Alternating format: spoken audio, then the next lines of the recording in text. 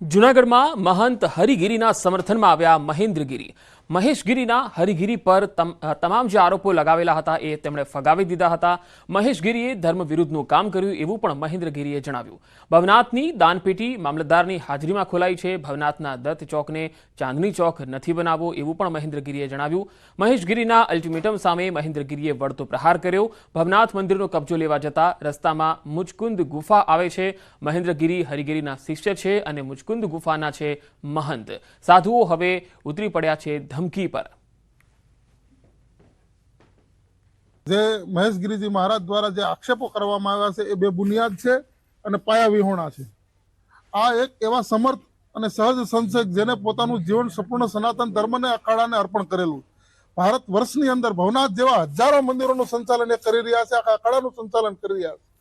જે માણસના વ્યક્તિત્વ ઉપર કાદવ ઉછાળવાનું અને ખોટું કાવતરું એ કરી રહ્યા છે, જે ખરેખર ખોટું એક સાધુને શોભે એવી આ વાત નથી. કબજો કરવાની જે વાત છે તો સાહેબ દત્ત ચોકને ચાંદની ચોક નથી બનાવવાનો. આવી કોઈ કાયદાવારની વાત ન કરવી જોઈએ, જે લોકતંત્ર માટે બહુ ખરાબ બાબત છે. એક સાધુએ તો બિલકુલ નહીં કરવી જોઈએ આ પ્રકારની વાત, કબજાની વાત. અને છતાંય કબજો લેવા જાતી વખતે વચ્ચે મુચકુંદ આવે છે એ મગજમાં રાખજો. ગિરનારના અંબાજી મંદિરની ગાદીનો વિવાદ વધુ વકરી રહ્યો છે. મુચકુંદ ગુફાના મહંત મહેન્દ્રગીરીએ સોશિયલ મીડિયાને ધમકી આપી. સોશિયલ મીડિયા જે વાત ફેલાવી રહ્યું છે એ ખાસ જોઈ લેજો, મજા નહીં આવે. હરિગીરી અને ભવનાથ વિશે જાણ્યા વગર જ કરી રહ્યા છે ટિપ્પણી. સોશિયલ મીડિયામાં વહેતા થયેલા સમાચારોને લઈ મહેન્દ્રગીરી લાલગુમ થયા. આગામી દિવસોમાં સોશિયલ મીડિયા સામે કાયદાકીય કાર્યવાહીની ચીમકી આપી. આ બે બુનિયાદ અને ખરાબ વાતો સોશિયલ મીડિયામાં જે પણ લોકો ફેલાવી રહ્યા છે એ પણ જોઈ લેજો. ભાઈ મજા નહીં આવે. જે વસ્તુની હકીકત તમારી સુધી નથી પહોંચી એ વસ્તુ જેને તમે જાણતા નથી એના માટે તમે કેવી રીતે લખી શકો, કેવી રીતે બોલી શકો, એના માટે પણ કાયદો અને વ્યવસ્થા છે. અમે બપોર પછી વકીલોને બોલાવવાના છીએ. જે પણ લોકોએ સોશિયલ મીડિયામાં ભવનાથ વિરુદ્ધમાં, હરિગીરી મહારાજ વિરુદ્ધમાં જેટલું લખ્યું છે, બોલ્યા છે, એના માટે પણ અમે કાયદાને ધ્યાનમાં રાખી વકીલોની સલાહ લઈ અને અમે કાયદાકીય પગલાં લેશું. નવસારીમાં દીપડાનો આતંક યથાવત છે. અહીંયા પેટ્રોલ પંપ પર દીપડાએ લટાર મારી હતી. શ્વાનનો શિકાર કરવા માટે દીપડો આવી ચડ્યો હતો, જે સીસીટીવીમાં પણ જોવા મળે છે. વન વિભાગના અધિકારીને આ અંગે જાણકારી આપવામાં આવી હતી. આ પહેલા પણ નવસારીમાં દીપડાનો આતંક જોવા મળી ચૂક્યો છે. વારંવાર નવસારી જિલ્લા અને આસપાસના વિસ્તારોમાં દીપડાઓ દેખાતા હોય છે, ત્યારે વધુ એકવાર પેટ્રોલ પંપ પર દીપડાની લટાર જોવા મળી. અહીંયા શ્વાનનો શિકાર કરવા દીપડો આવ્યો. પેટ્રોલ પંપના સીસીટીવીમાં આ દીપડો કેદ થયો છે. આ ઘટના બાદ વન વિભાગના અધિકારીને જાણકારી આપવામાં આવી હતી. તો નવસારીમાં દીપડાના આંટા ફેરા અને લોકોમાં ફફડાટ. અમે અલગ અલગ 4 તસવીરો આપને બતાવી રહ્યા છીએ. વધુ માહિતી સાથે સંવાદદાતા નવસારીથી ભાવિન પટેલ જોડાયા છે. ભાવિન, વધુ એકવાર દીપડાની લટાર કેમેરામાં કેદ થઈ છે. હાલ વન વિભાગે શું કાર્યવાહી કરી? ચોક્કસથી પંકજ, જે સમગ્ર ઘટના છે નવસારી જિલ્લાના ચીખલી તાલુકાના જે રનકુવા ગામ છે, રનકુવા વિસ્તારની ઘટના છે. પંકજ, અવારનવાર ચીખલી તાલુકાના જે ગામડાઓ છે ત્યાં જે દીપડો છે એ લટાર મારતો નજરે આવી રહ્યો છે. ગઈકાલે મોડી રાત્રે પણ જે દીપડો હતો એ ચીખલી તાલુકાના જે રાનકુવા ગામ છે, રાનકુવા ગામે નજરે જે પેટ્રોલ પંપ છે ત્યાં પેટ્રોલ પંપ પર કૂતરાનું જે મારણ કરવા પાછળ દોડ્યો હતો ને એ નજરે ચડ્યો છે અને સીસીટીવી ફૂટેજમાં પંકજ આવ્યો હતો. અગાઉ પણ જે ફોરવેલ છે, ચીખલી તાલુકાનું ફોરવેલ ગામ છે, ત્યાં પણ જે દીપડો છે એ આ રીતના વાહન ચાલકે પોતાના મોબાઈલમાં કેદ કર્યો હતો. એટલે કે કહી શકાય કે પંકજ, અવારનવાર જે આહવા ડાંગના જે જંગલ વિસ્તારો છે ને ત્યાંથી હવે જે વન્યજીવો જે છે, દીપડો છે એ માનવ વસ્તી એટલે કે નવસારી તરફના જે પ્રયાણ વધ્યું છે એને લઈને ખાસ કરીને ચિંતાઓ વધી છે નવસારીજનો માટે. પંકજ, જી ભાવિન, આભાર માહિતી આપવા માટે.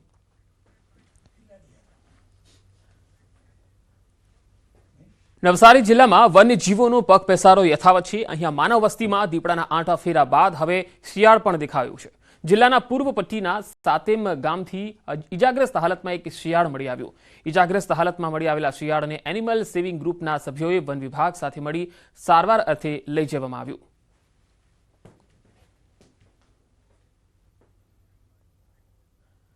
સુરતના ખટોદરામાં માતાની કોખના કરજને શરમમાં મૂકતી ઘટના સામે આવી. એક પુત્રએ જ તેની માતાની નજીવી બાબતે હત્યા કરી નાખી.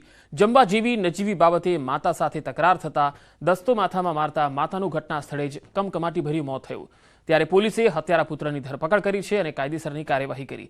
પોલીસના જણાવ્યા અનુસાર આરોપી વારંવાર તેની માતા સાથે ઝઘડો કરતો હતો. અંતે પુત્રએ જ તેની માતાને મોતને ઘાટ ઉતારી.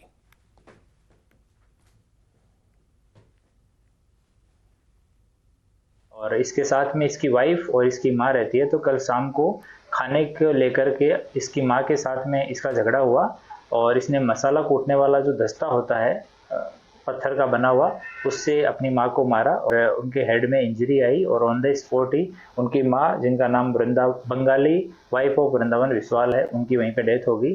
तो आरोपी को कल शाम को डिटेन किया गया था। पूछताछ के बाद में उसने कबूल कर लिया कि कुछ राइस और खाने की बात को लेकर के और माँ के साथ बहस हुई।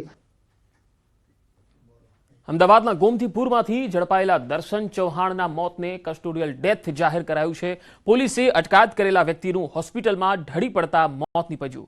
ગત રાત્રિએ આ વિસ્તારમાં પોલીસના કોમ્બિંગ દરમિયાન નશાની હાલતમાં 8 જેટલા લોકો પકડાયા હતા, જેની ધરપકડ કરી લેવાઈ હતી. તમામને મેડિકલ ચેકઅપ માટે અસારવા સિવિલ હોસ્પિટલ લવાયા. જોકે ટ્રોમા સેન્ટરમાંથી ઉતરતી વખતે દર્શન ચૌહાણ અચાનક ઢળી પડ્યો, જેને તબીબોએ મૃત જાહેર કર્યો. ગોમતીપુર પોલીસ સ્ટેશને યુવકના મોતને કસ્ટોડિયલ ડેથ જાહેર કર્યું છે. હવે પોલીસ કસ્ટોડિયલ ડેથની ગાઈડલાઈન પ્રમાણે આગળની કાર્યવાહી હાથ ધરશે. પરિવારે યુવકના મોતને લઈ ગંભીર આક્ષેપ કર્યા. પોલીસની કસ્ટડીમાં યુવકનું મોત કઈ રીતે થયું તેને લઈને જવાબ માંગ્યો, સાથે જ ન્યાયની માંગ કરી.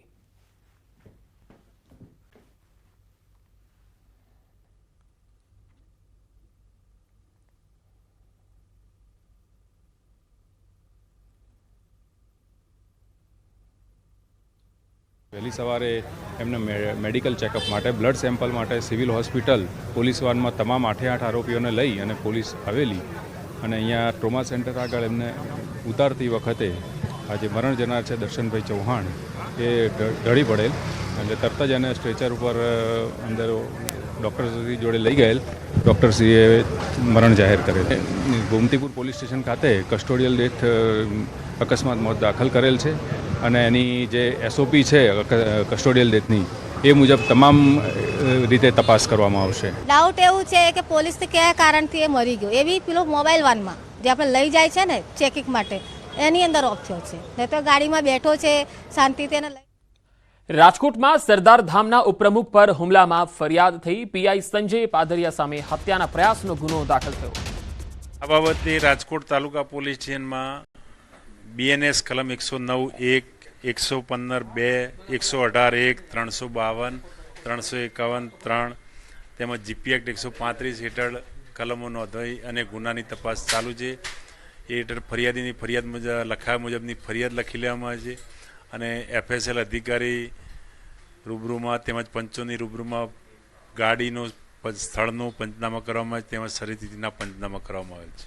ખાસ કરીને જે ફરિયાદ નોંધવામાં આવી છે તેની અંદર જયંતિ સરદારાએ હુમલો થવા પાછળનું કારણ શું જણાવ્યું છે, શું કહેશો?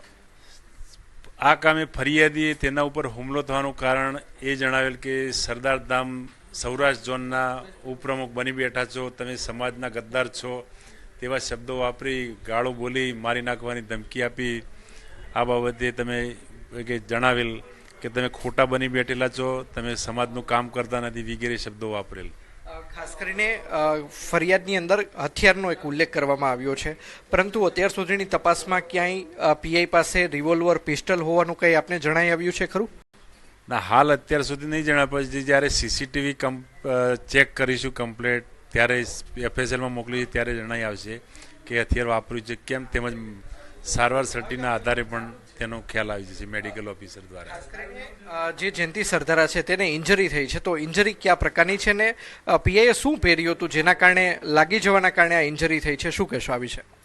ઇન્જરી ફરિયાદીને તો હાલ સારવાર હેઠળ પૂરા માથાના ભાગે પાટા બાંધેલા છે, જેથી ડૉક્ટરશ્રીને પૂછેલ કે હાલ ઇન્જરી છે અને સ્ટીચ લેવા પડ્યા છે વગેરે જણાવેલ અને જ્યારે ડિસ્ચાર્જ કરે ત્યારબાદ સારવાર સર્ટી આપ્યા બાદ જ જે હકીકત છે તે જાણવા મળશે કે કેવા પ્રકારની ઈજા થઈ છે.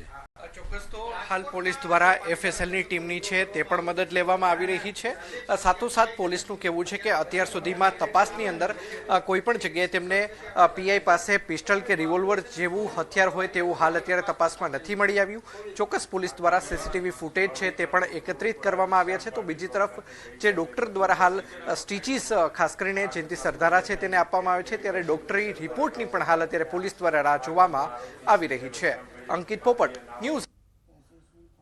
તો રાજકોટમાં જે હુમલો થયો હતો, સરદાર ધામના પ્રમુખ ઉપર જે હુમલો થયો હતો, આ બાબતે રાજકોટ તાલુકા પોલીસ મથકમાં ફરિયાદ થઈ છે. ને અત્યારે જે આપ સાંભળી રહ્યા હતા એસીપી કે જેમણે જણાવ્યું હતું કે હાલ પીઆઈ સામે તપાસ ચાલી રહી છે, કેસ પણ નોંધાયો છે. વડોદરામાં જોખમી સ્ટંટનો એક વિડીયો વાયરલ થયો. વુડા સર્કલ તરફ જતા માર્ગ જોખમી સ્ટંટ કરતો એક એક્ટિવા ચાલક જોવા મળ્યો. એક્ટિવા પર 3 યુવકોએ સ્ટંટ કર્યા. આ તસવીરો જુઓ. નંબર વગરની એક્ટિવા પર આ પ્રકારે જોખમી સ્ટંટ કરી રહ્યા છે આ યુવાનો. વડોદરામાં વુડા સર્કલ તરફનો આ વિડીયો છે. વધુ માહિતી સાથે હાર્દિક દીક્ષિત વડોદરાથી સંવાદદાતા જોડાયા છે. હાર્દિક, આ વિડીયો ક્યારનો છે અને આ શખ્સો કોણ હતા તેની કોઈ તપાસ થઈ શકી છે? બિલકુલ, જો વિડીયોની વાત કરીએ તો લગભગ 1-2 દિવસ જૂનો વિડીયો છે. એક રાહદારી છે, તેમના એક વાહન ચાલક છે, તેમના દ્વારા આ વિડીયો જે છે તે ઉતારવામાં આવ્યો છે. આ વિડીયો જે છે એ વાતનો પુરાવો આપે છે કે વડોદરા શહેરમાં કાયદાનો ડર જે છે આવા તત્વોને રહ્યો નથી. કારણ કે ગુનેગારો પોલીસની હાજરીમાં હત્યા કરી જાય છે અને આ પ્રકારના અસામાજિક તત્વો જે છે તે લોકોના જીવને જોખમમાં નાખે છે. સૌથી મોટો સવાલ એ છે કે જ્યારે ટ્રાફિક પોલીસ રસ્તા પર હોય ત્યારે જો કોઈ વાહન ચાલકે હેલ્મેટ ના પહેરી હોય તો તેને દંડ ફટકારતા હોય છે, ત્યારે નંબર પ્લેટ વગરનું વ્હીકલ લઈને એમાં પણ સ્ટન્ટ કરવા, ત્યારે આવા લોકો વિરુદ્ધ પોલીસ શું કાર્યવાહી કરવું સ્પષ્ટ કરશે તે જોઈ રહ્યું છે. જી હાર્દિક, આભાર માહિતી આપવા માટે. સુરત જિલ્લામાં ફરી પાવર ગ્રીડ લાઇનનો ખેડૂતોએ વિરોધ કર્યો છે. માંગરોળના વેલાછા ગામે power grid corporation of India દ્વારા ઊભી કરાતી વીજ લાઇનનો સ્થાનિક ખેડૂતોએ વિરોધ કર્યો. ખેડૂતોને વળતર આપવાની વાત કર્યા વિના જ ખેતરોમાં કામગીરી શરૂ કરી દેવાયાનો આક્ષેપ કરાયો. ખેડૂતોની કેટલી જમીન જવાની છે, વળતર કેટલું મળવાનું છે તેની કોઈ જાણકારી નથી આપવામાં આવી એવું પણ ખેડૂતો કહે છે. ખેડૂતોને જાણ કર્યા વિના જ ખેતરોમાં વીજ લાઇન નાખવાની કામગીરી શરૂ કરી દેવાતા વિરોધ થયો છે. કંપનીએ પોલીસ પ્રોટેક્શન સાથે કામગીરી શરૂ કરી હતી. વેલાછા પોલીસ સ્ટેશનમાં બોલાવેલો હતો ને મને એવું કીધું કે પાવર ગ્રીડના અધિકારી કાલે પોલીસ પ્રોટેક્શન સાથે કામ ચાલુ કરશે અને મને રાત્રે બોલાવ્યો છે અને આજે સવારે પાવર ગ્રીડના અધિકારી એનું સાધન લઈને અહીંયા આવી ગયા છે કામ ચાલુ કરવા માટે. અને પાવર ગ્રીડમાંથી હજુ ખેડૂતને યોગ્ય વળતર કેટલું ચૂકવવાનું, શું કરવાના છે તેનું હજુ નક્કી જ નથી અને સીધું આ કામ ચાલુ કરી દે છે. હાલ અમને અમારા ખબર નથી કે અમારા ખેતરમાં કઈ જગ્યા ટાવર જતા છે, કેટલું વળતર અમને મળવાનું છે એની અમને કોઈ જાણ નથી ને આજે તમે જોઈ શકો છો આ લોકોએ કામ ચાલુ કરી દીધેલું છે. છોટાઉદેપુરના નસવાડીના ગ્રામ્ય પંથકમાં કેનાલ છે, પરંતુ કેનાલમાં પાણીનું એક ટીપું પણ નથી. નસવાડી તાલુકાના ધનિયા ઉમરવા તળાવ છલોછલ ભરેલું હોવા છતાંય 3 ગામના ખેડૂતોને સિંચાઈનું પાણી નથી મળતું. છોટાઉદેપુર જિલ્લા પંચાયત સિંચાઈ વિભાગની માલિકીનું આ તળાવ છે, જે 2 વર્ષથી છલોછલ ભરાઈ જાય છે, જ્યારે નસવાડીમાં સિંચાઈ વિભાગની કચેરી દ્વારા આની દેખરેખ રાખવામાં આવે છે. 3 વર્ષ પહેલા 80 લાખના ખર્ચે કેનાલો 5 કિલોમીટર બનાવવામાં આવી.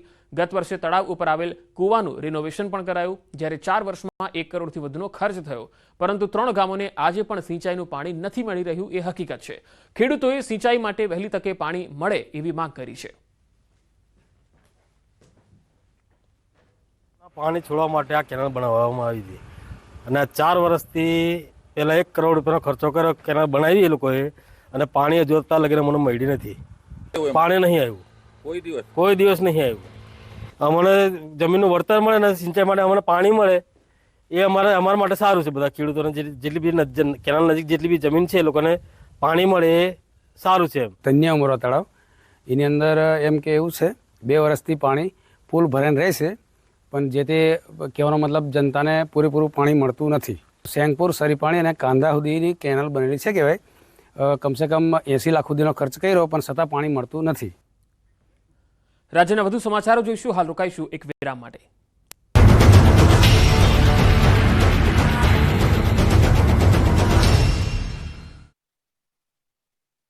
ધોલેરા ભાવનગર રોડ પર બસ પલટતા 5ની ઈજા. ભાવનગરના ધોલેરા રોડ પર પૂરપાટ જતી ખાનગી બસ 2 થી 3 ગોથા મારી ગઈ હતી. ધોલેરા ભાવનગર રોડ પર પૂરપાટ જતી ખાનગી બસ ચાલકે સ્ટીયરિંગ પરથી કાબુ ગુમાવતા બસ પલટી ગઈ હતી. ભાવનગરથી અમદાવાદ જતી ટ્રાવેલ્સ બસનો અકસ્માત થયો હતો. ખાનગી બસ રોડ પર પલટીને નીચે ખાબકી હતી. બસ એટલી સ્પીડમાં હતી કે બસ પલટી મારી ગયા બાદ 2 થી 3 ગોથા મારી ગઈ હતી, જેથી બસમાં સવાર મુસાફરોની ચિચિયારીઓથી રોડ ગુંજી ઉઠ્યો હતો. 5 થી વધુ લોકોને ઈજા પહોંચી હતી. રોડ પર અકસ્માતના કારણે ટ્રાફિક જામ થયો હતો. ધોલેરા અને પીપળી તેમજ ધંધુકા એમ 3 જેટલી 108 એમ્બ્યુલન્સ ઘટના સ્થળે પહોંચી ગઈ હતી અને ઈજાગ્રસ્તોને હોસ્પિટલ ખસેડ્યા હતા. આ તરફ ધંધુકા ધોલેરા રોડ પર કાર પલટી ગઈ. અકસ્માતમાં એકનું મોત થયું, જ્યારે 5ને ઈજા પહોંચી. પૂરપાટ આવતી કાર ધંધુકા ધોલેરા રોડ પર અલિયાસર મહાદેવ મંદિર પાસે રોડની સાઈડ પલટી ખાઈ ગઈ હતી. ઈજાગ્રસ્તોને ધંધુકા રેફરલ હોસ્પિટલ ખાતે ખસેડવામાં આવ્યા. બોટાદમાં વાહનમાંથી 3.85 લાખની ચોરી તો સુરતના ભેસ્તાનમાં જ્વેલર્સમાં લૂંટ. બોટાદના જૂના સ્વામિનારાયણ મંદિરમાં પાર્ક કરેલા એક્ટિવામાંથી ચોરી થઈ છે. તસ્કર એક્ટિવાની ડિક્કીમાં રાખેલા 3.85 લાખના દાગીના લઈને રફુ ચક્કર થઈ ગયો છે.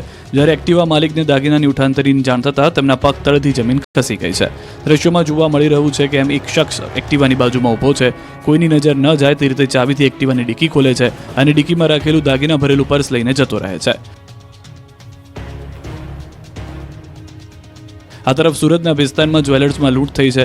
કર્મચારી અને માલિક પર લૂંટારુએ મરચાની ભૂકી ફેંકીને લૂંટ મચાવી હતી. આંખમાં મરચું નાખી શખ્સોએ કરી હતી લૂંટ. ગ્રાહકના સ્વાંગમાં આવીને લૂંટને અંજામ આપ્યો. આ મામલે ભેસ્તાન પોલીસે 3 આરોપીની ધરપકડ કરી. શખ્સો દુકાનમાંથી દાગીના અને રોકડ ઉઠાવી ગયા. શખ્સોએ લૂંટ માટે ધારદાર હથિયારના ઘા પણ ઝીક્યા હતા. ભાવનગરના રોડ પર આંખલાઓ જંગે ચડ્યા, મચી ગઈ દોડધામ. ભાવનગરના રસ્તા પર રખડતા પશુઓને પકડવામાં મનપા માત્ર ને માત્ર ખાલી વાતો કરે છે, તે આ દ્રશ્યો પુરાવા છે. ભાવનગરના જોગીવાડની ટાંકી પાસે 2 આંખલા વચ્ચે જંગ જોવા મળી. વર્ચસ્વની લડાઈ માટે 2 આંખલાઓએ આખો રોડ બાનમાં લીધો હતો. આંખલા યુદ્ધના કારણે રોડ પર સન્નાટો છવાઈ ગયો. જાણે કોઈ લડાઈ ચાલતી હોય તેમ એકબીજા પર આંખલાઓ ભારે પડી રહ્યા હતા. આંખલાની લડાઈના કારણે રોડ પર દોડધામ મચી ગઈ હતી. વાહન ચાલકો ડરના માર્યા વાહન થંભાવી દીધા હતા. વેપારીઓ પણ ડરી ગયા હતા. જાહેરમાં પશુઓના આતંકથી મનપાની કામગીરી સામે રોષ જોવા મળ્યો. મનપા દ્વારા રખડતા ઢોરને પકડવાની કાર્યવાહી માત્ર કાગળ ઉપર હોય તેવા દ્રશ્યો જોવા મળ્યા. રખડતા ઢોરને પકડવા માટે મહાનગરપાલિકાનું તંત્ર ઘોર નિંદ્રામાં છે તે પુરવાર થયું. ચીખલીના ખુડવેલ ગામમાં દીપડાની એન્ટ્રીથી નાસભાગ. નવસારી જિલ્લામાં દીપડાના દેખાવાના બનાવો દિન પ્રતિદિન વધી રહ્યા છે, જેના કારણે લોકોમાં ભયનું વાતાવરણ છવાયું છે. નવસારીના ચીખલીના ગામડાઓમાં ફરી એકવાર આદમખોરે દહેશત ફેલાવી છે.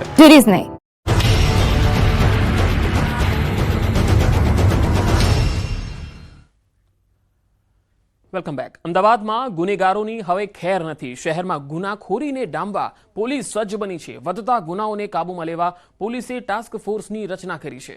ટેકનોલોજીનો વધુ ઉપયોગ કરાશે. દરેક પોલીસકર્મીને સુરક્ષા એપનો ઉપયોગ કરવા સૂચનો આપવામાં આવ્યા છે.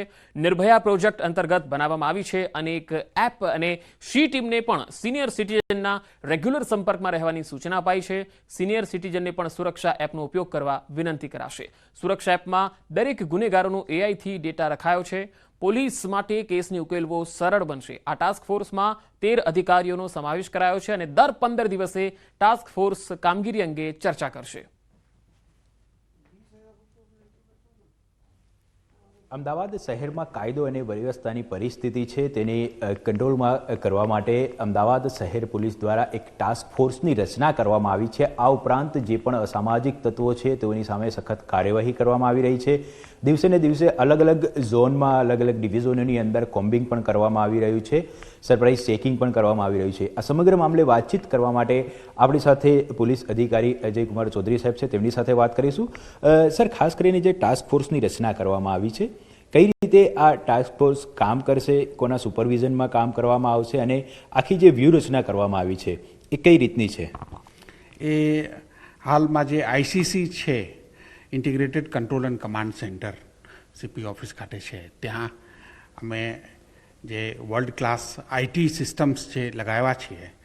જૈસે એફઆરએસ સિસ્ટમ છે, વિડીયો મેનેજમેન્ટ છે, વિડીયો સમરાઇઝેશન છે અને એ સિવાય ફોરેન્સિક એપ્લિકેશન્સ.